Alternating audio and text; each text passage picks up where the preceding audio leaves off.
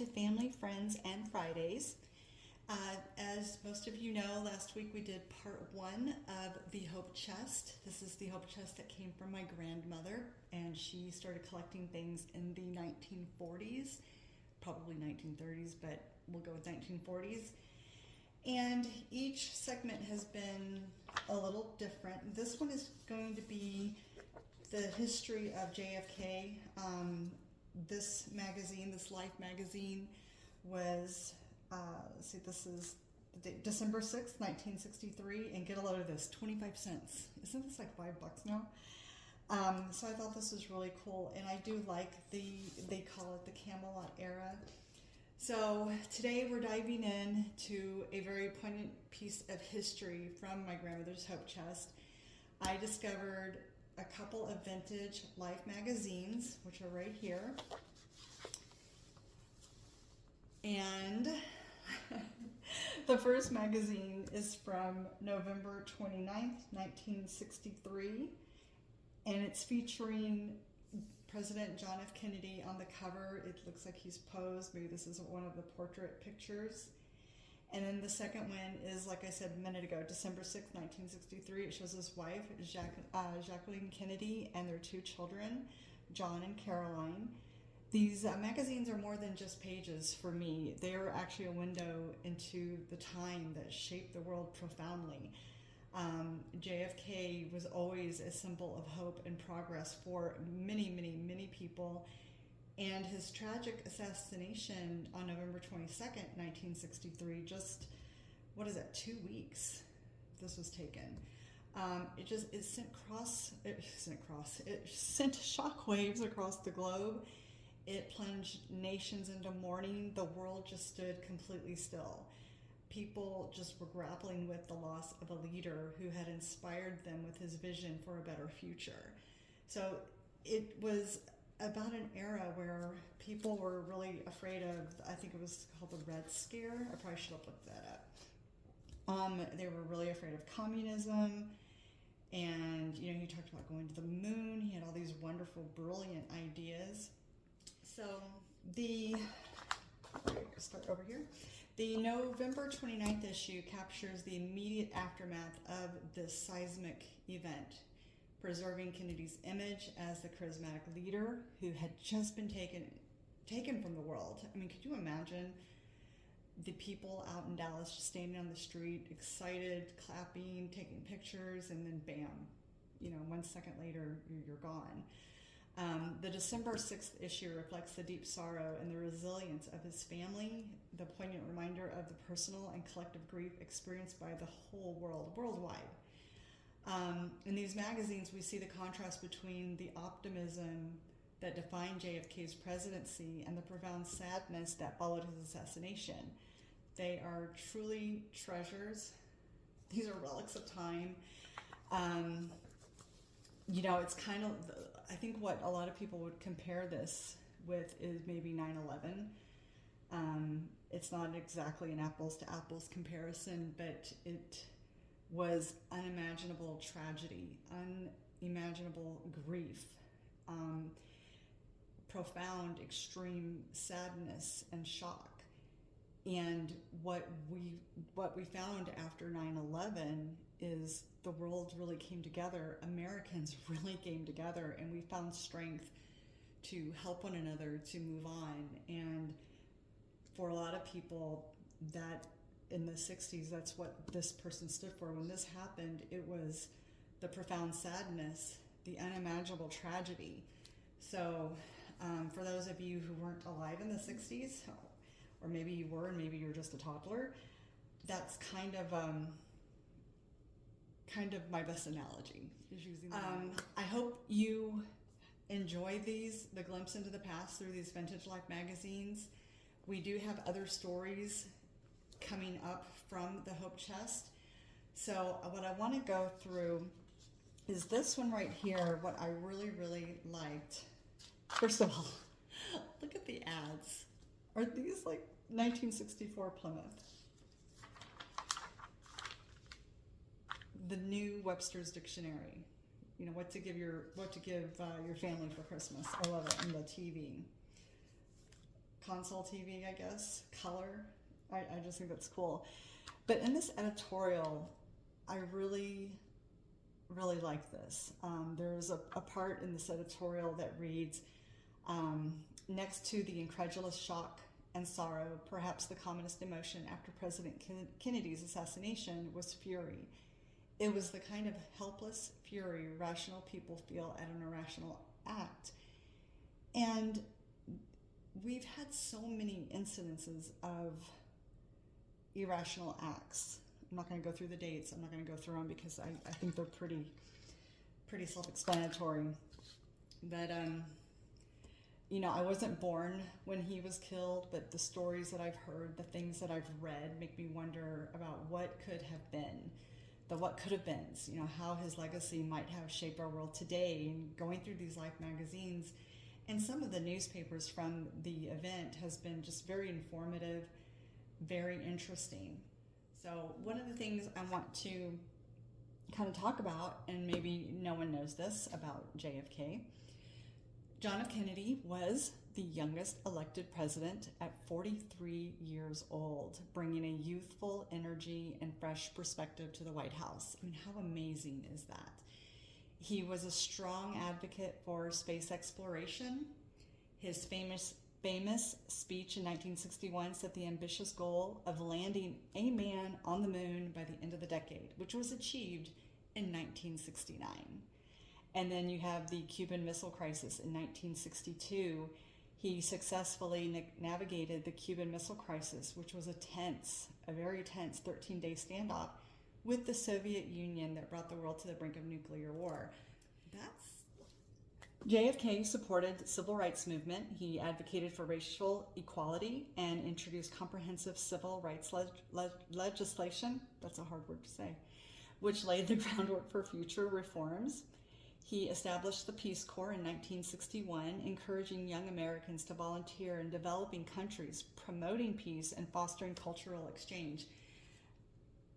I know my mom had always wanted to join the Peace Corps, and what a great opportunity to learn about the world, get to know the world while you are fostering this cultural exchange and you're helping in the development of countries. To me, that's amazing. The JFK assassination, which again was on November 22nd, 1963, and it was in Dallas, very traumatic event for the nation, led to widespread mourning, speculation about its unfinished plans and potential legacy. The legacy is the Kennedy family, often referred to as American royalty, has left a lasting legacy in politics, public service, and pop culture, continuing to captivate the public's imagination, which here it is, 2024, and I'm still captivated by this. I'm sure a lot of people remember, even if you weren't alive, you've probably heard this, but in his inaugural address, his speech included the iconic line, "Ask not what your country can do for you, ask what you can do for your country," inspiring a sense of civic duty and patriotism. I don't feel like we have a lot of civic duty and patriotism anymore. I feel like we've lost that. So ending on a fun note, we're going to kind of look at we're going to go through the magazines, we're going to look at some of the ads and kind of laugh together on these. So I know we just looked at the TV. Here we go, Black & Decker. Let's see, looks like we have power drill, a fix-it kit, paint mixer, save $4. Black & Decker finishing sander, $19.88.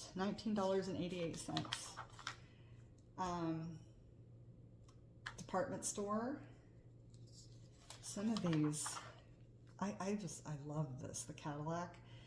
It's easy to be a weatherman in a new Cadillac.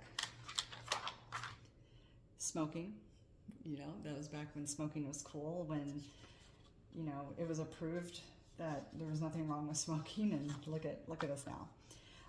Look at this dishwasher, GE Mobile Made Dishwasher, holiday trial offer, ends December 31st, 1963. I don't see a price. Wouldn't it be cool if there was a price on here? But I remember those.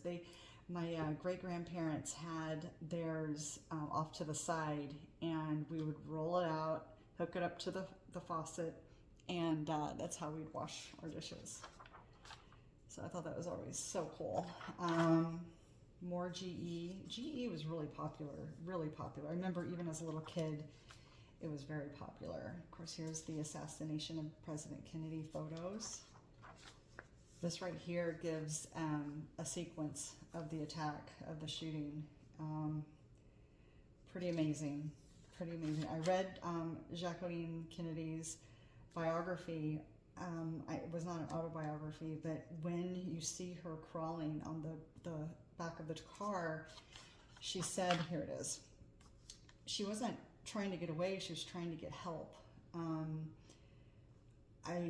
I didn't remember that until I saw this, that's what was happening. I think it was, the governor, I think, was shot that day, and I think a bodyguard, an agent, I'm not sure, and of course, President Kennedy. And there's the shock.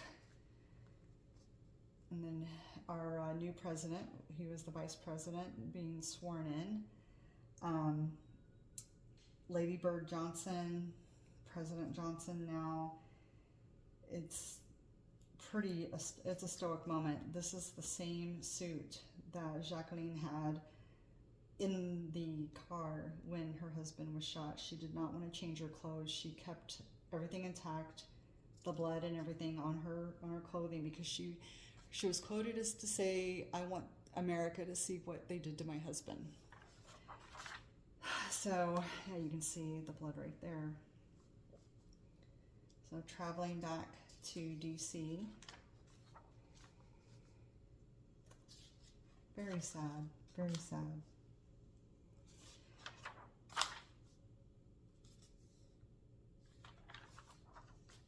Very sad. So this was the, what was it, library or depository?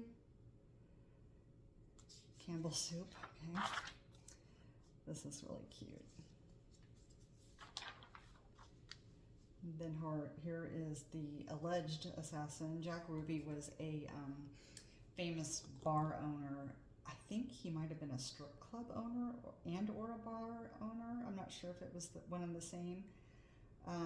But he was always in the police department. So Dallas police and the people in the building at DPD, they were always used to seeing him around. He knew a lot of them by name.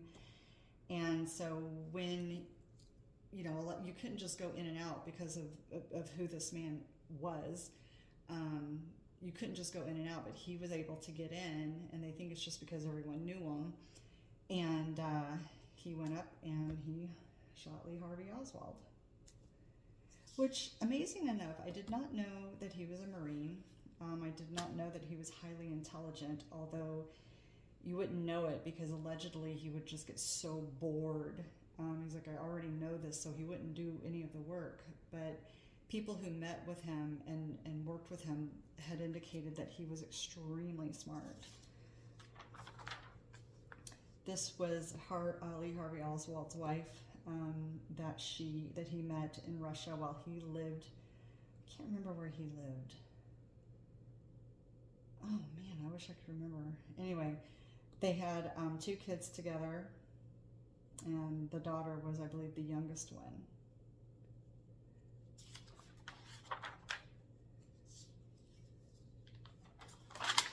Oh, these pens for as little as $5. That doesn't happen anymore. Oh, the typewriter. Oh my gosh, the Royal typewriter. I actually had one of these where they had the manual bar and everything. Oh my goodness. Oh, back linoleum floors when that was the thing. This is crazy.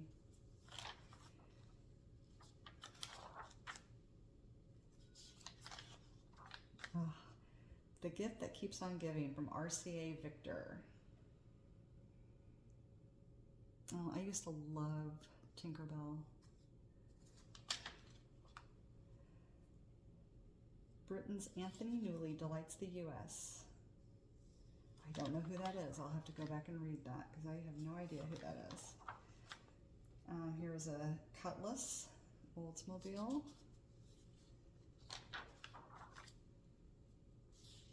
It's very interesting magazine. I'm gonna skip that. Oh, another cigarette ad. We don't see those anymore, do we? I thought these were just so cool. Oh, and by the way, I got the biggest kick out of this because I love to plank. Anyone who knows me knows I love to plank. And I saw this, I'm like, even back then they planked. So I thought that was so funny. Anyway, okay, I'm sorry, I digress. Oh, look at this. They almost look like mail carriers. Oh, these are pretty.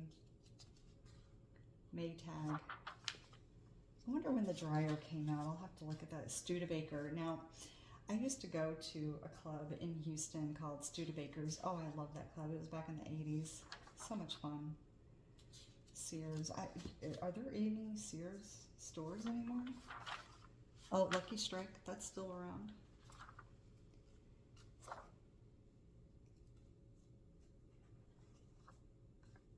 Very cute. I mean, not really cute. I mean, I just think this is fun. I think it's interesting.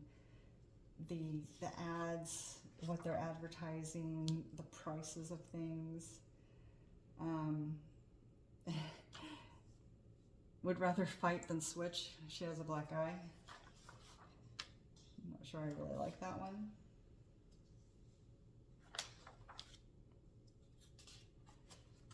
Look at this. I don't even know. The many sides of the wrap.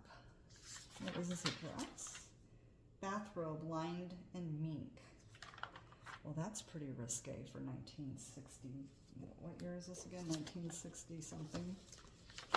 No, yeah, 1963. I almost said 62. Oh, that's really risque. Look at that.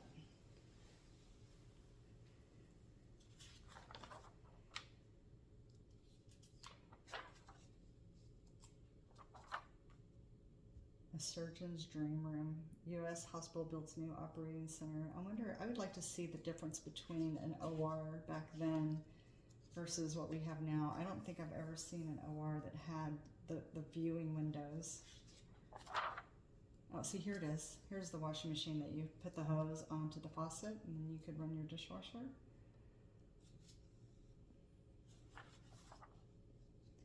There's more life built into cars by Ford Motor Company.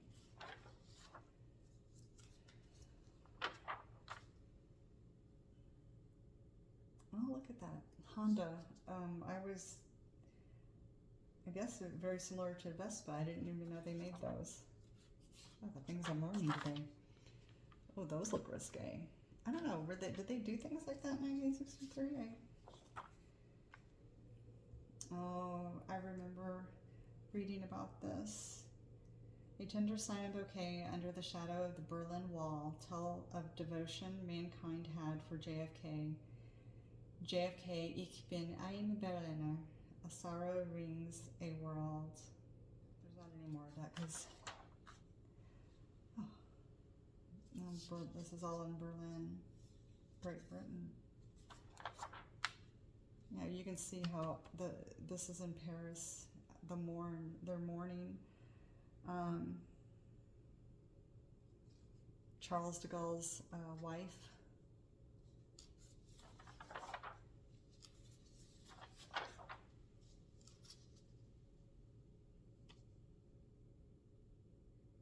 Oh, here's a go. On a carriage used to deliver messages to and from Buckingham Palace in London, the Queen's coachmen wear black armbands, and the palace declared a week of mourning. That's in London. How to kid yourself. How to lose weight. I don't think I'm going to read that. I'm not going to even read that. I'm not going to do it. My debut, a horror. The most famous deb of all denounces the life she lived. It happened in Boston Hotel Suite, March 16th, 1961. Oh, this is going to be interesting. I'm going to have to read this. Brenda Fraser looks back on herself in 1938, the year she was the most glamorous and publicized debutante in history. So here she is in 1963, and then here she is in 1938. I'm going to have to read this. Let me know in the comments if you guys want to know more about this, and I'll share what I've read. Oh wow, she's even on the cover of Life back in November of 1938, I think. Huh. Oh, I'm definitely going to have to read that. Brenda Fraser. I wonder if there's a movie on her. I'm going to have to look and see if there's a movie. Blue Plate Mayonnaise. I've not heard of that one. So interesting thing. I hope you guys have enjoyed looking at the Life magazines with me. 25 cents, can you believe it? This was actually several years later. This was in 1967, and they were just talking about, they wrote about the Kennedy assassination and how there's always been, you know, did Lee Harvey Oswald act alone? Was there someone else? Was it, you know, a coup? You know, what? It's always been questioned as to, you know, did he really shoot him? And if he did shoot him, you know, who else was involved in the shooting and so forth. So there's always been questions. Oh my goodness, let's see. I recognize him. Who is this? Steve McQueen. 15 years ago, Steve McQueen was just a surly kid at war with the world. Today, he's one of Hollywood's major new stars. So this was, what did I say again? This is 1967, 15 years ago. So 1952? Steve McQueen, wow. Oh, here, what is this? Okay, the Post magazine, $2 for the entire year, $2 subscription. That's their introductory offer. Cincinnati kid, as a Cincinnati kid, a hotshot young poker player, he resisted temptation in the form of Tuesday Weld. Oh, wow. Steve McQueen, I remember him. Israel, that's interesting. Land of unlimited impossibilities. That's interesting. Oh, the famous tunnels. I might have to go back and read that too. I would be very interested to see what that is. So this is pretty much it. I just wanted to share these with you and just a little bit about JFK. Again, I wasn't alive when he was assassinated, but he's always been of interest. And it makes me wonder, what would life be like if he were still around? So I'm going to end this here and turn this around. I don't know yet what next week will bring. I did find some cigar boxes filled with Army memorabilia, so I might go through those next week. So please subscribe and like this video and comment below what your thoughts are on JFK, what you saw today.